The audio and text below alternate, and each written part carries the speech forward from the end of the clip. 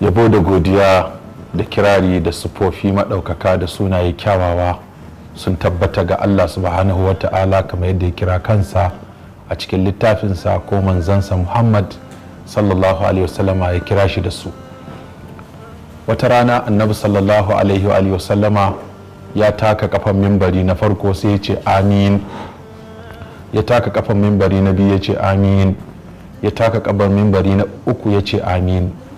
Sai sahabbai suka ce, ya rasulallah, mun ga kayi wani abin da baka saba ba, shine da ka taka kafan mimbari na farko ka ce amin, na biyu ka ce amin, na uku ka ce amin, menene ya faru?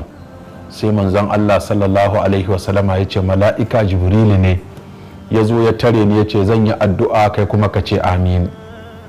Ya ce to yi addu'ar.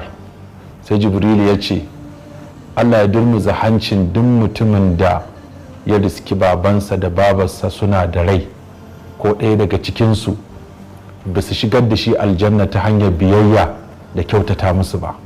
Ya ce ka ce amin. Ya ce amin. Ma'ana duk wanda bai kyautata wa iyayensa ba ya taɓi ya yi asara.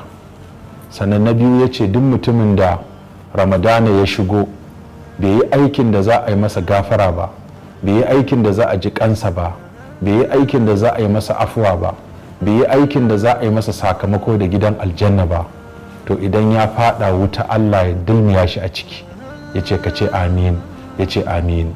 Ya ce na uku duk mutumin da ya ji an kira sunanka annabi Muhammadu sallallahu alaihi wasallama bai maka salati ba, shi ma idan Allah ya kai shi wuta ya kai shi kuryarta, ka ce amin.